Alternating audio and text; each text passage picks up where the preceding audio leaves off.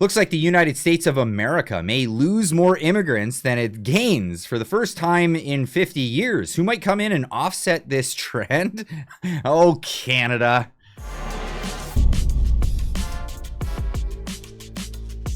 Ladies and gents, welcome back. If you're new here, my name's Clyde.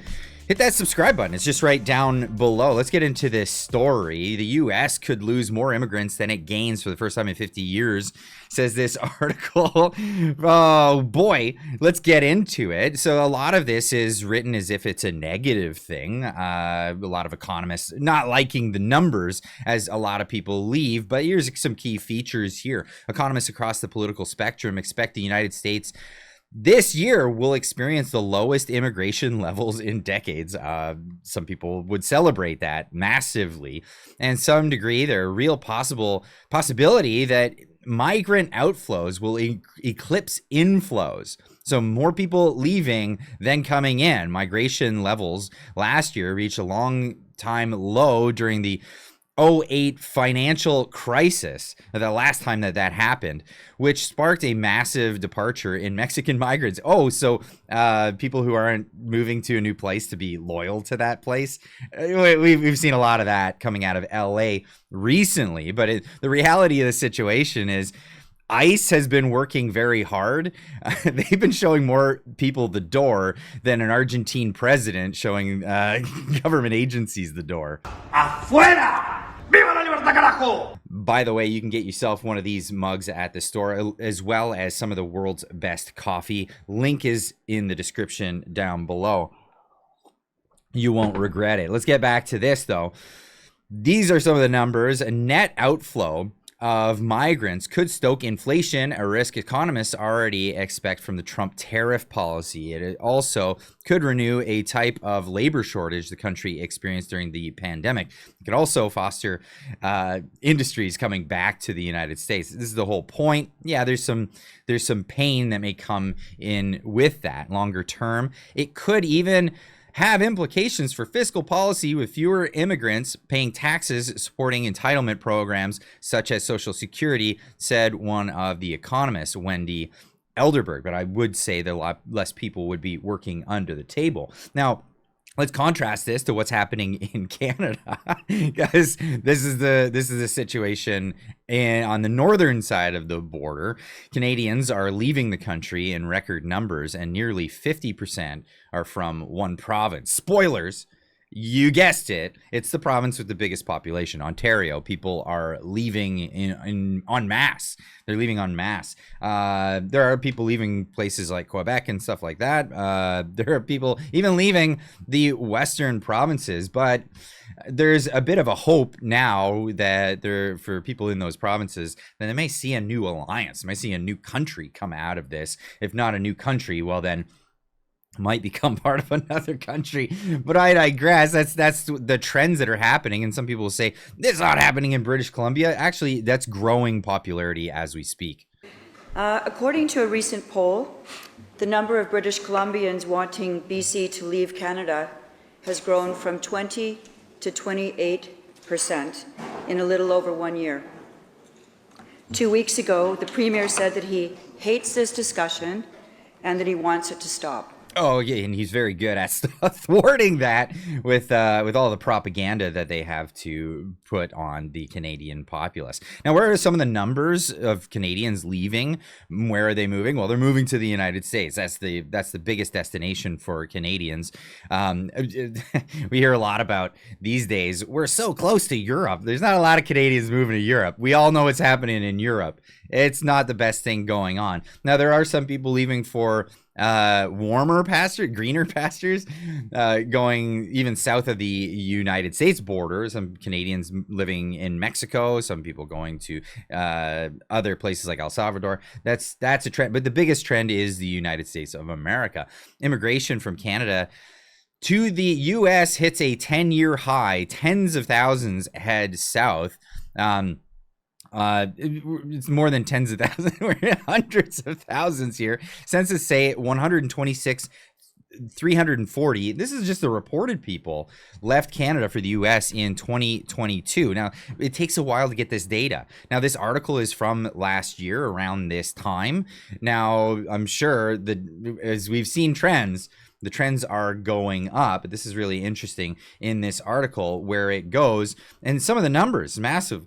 Of the 126,000 and change who emigrated, I love the term emigrated, which means to leave the country, not instead of immigration. Emigrated from Canada to the US. That year, 53,000 and change were born in Canada. 42,000 and change were Americans who left here for their native land, or perhaps they were dual citizens, things like that. Americans that were born, or dual citizens that were born in America. And that, well, again, so about half of that was Canadians, Canadian-born Canadians leaving. That Canadian-born figure is notably higher now than it has been in the past. It's roughly 50% over the average number of Canadians born in Canada who left the U.S. in the pre-COVID period. Now, if we look at some of the numbers, this is where things get interesting. 2022, which was the latest numbers that we had at the time, they're way up, massively up from where did it see its peak? 2015. What happened in 2015? Because it's 2015. Exactly. Current year, right? This is where we're at. So this is a big thing. Now, of all those people that are leaving, where are they going? Again, some people are going to the UK, but a majority of people are going to the United States of America. This is the trend. This is the direction. Again, we can see why. It's economic pressures that are causing people to want to leave the country. Even Google, you Google this, it says yes. And Google is the best at absolutely obscuring the reality of the situation. You go to them and ask them a simple question. Usually it'll try to lean you left and away from what's going on. Give you some of that political spin. No. They're not spinning this one at all. Yes, Canadians are indeed leaving Canada, with some emigration trends reaching a 10-year high, particularly to the United States. Economic factors, including high housing costs, low salaries, and concerns about overall economy are major drivers in those considering leaving. This is the reality. Now, there was a bunch of people in Ontario. Of course, the Ontario numbers are going huge. But we saw a lot of people that were hoping that Carney would turn things around, and it's not going to be the way it's going. It turns out, here he is. This is just amazing. Holy smoke, says Table Salt. After kissing Trump's ring for almost a minute in the opening remarks, Carney again singles Trump out of all the G7 leaders and commends him for his leadership. The Manchurian candidate, 1,000%, he told Trump his campaign toughness was all fake. The whole elbows up thing was completely fake. Here's Mark Carney talking tough at the G7. Nostalgia isn't a strategy. We have to change with the times and to build a better world. And some of you, such as you, Mr. President, have anticipated these massive changes and are taking bold measures to address them. All of us around this table are reinforcing our militaries and security services for the new world. But we all know that there can be no security without economic prosperity and no prosperity without resilience. And in a world where shocks flow across the borders, that resilience comes from cooperation that starts around. Ooh, promising cooperation. Now that sounds great. That would be good if that was the actual plan. Just read his book. You'll find out what his actual plans are. And this is why when he says rhetoric like this, I could trust him just about as much as I would trust a back alley magician. But that's just where I stand on this one. But as far as it goes with this whole thing, I'd love to ask this question to Canadians right now. What are your plans? Where are things going with this whole idea? With so many Canadians leaving the country, checking out, saying, sorry, see you later, not really interested in staying here.